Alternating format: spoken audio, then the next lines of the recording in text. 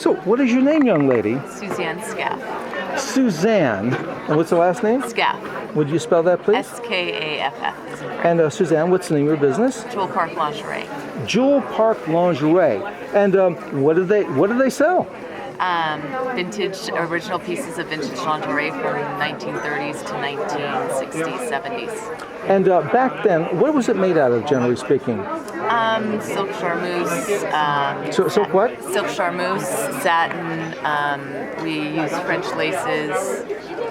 Now, is there, why did they make it out of that? Is there some advantage to those kinds of materials?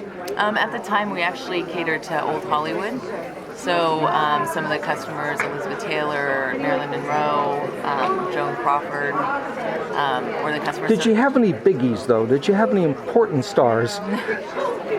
So, would you know if there was a specific star that bought a specific item? That we have to. I personally wasn't around. Well, I didn't think so, but I thought it might have been your archives, or it may have been a topic of conversation. Right. So what would Marilyn Monroe have worn back then? What would have been the likely thing she would have worn? Actually, she wore that piece. Oh, she wore. So we actually have not just a generalization, but we have the piece that she wore. Now, was this from the company that you represent? Yes. Now, what is it that she's wearing? It's in great detail. My mother is around too. Your mother's around. She is. She was before me, and then my grandmother and my great aunt. I figured it went that way. So, is there That in rough? is a slip. Are you the mother? Yes. Oh, well then tell me, what is it that she's wearing in technical vintage fashion detail? Oh, come on. All I know is it's a silk satin slip A silk satin slip.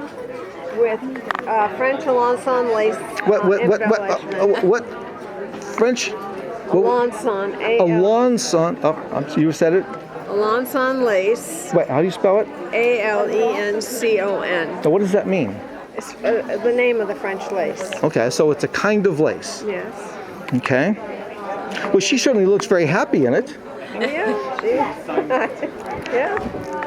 And so, now, who founded this company? It was Jewel Park, who is Jewel Park is. my aunt, her great aunt. So your aunt founded the company, and her name was Jewel Park. Would you spell Jewel? Juel. J. Oh, I see. Well, there it is, Jewel Park. And that. So the first name was Jewel, and the last name was Park. Right. Okay. Well, great. And so she founded it back then with the idea of selling high-quality lingerie to the people in Hollywood, or the stars specifically. It was mostly at that time in Hollywood. In Hollywood. Was there an actual physical address? Yes, there was. And what was the physical? Was it on Hollywood Boulevard? No, it was on the corner of Wilshire and Beverly Drive. So Wilshire and Beverly Drive. So what city is that? Is that in Beverly Hills? It was always in Beverly Hills. Ah, so she had a storefront there for about how long would you say? 25 years there, then she moved to Rodeo for another 25 So she was on Rodeo Drive for 25 years. Yes. Rather distinguished place to be. Yeah.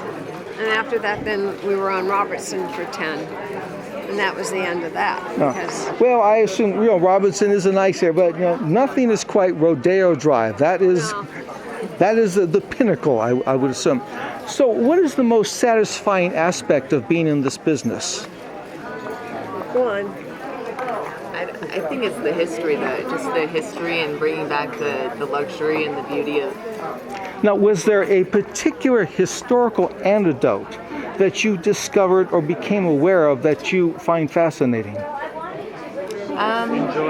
Well, I think just basically her coming to Los Angeles, coming to become a star.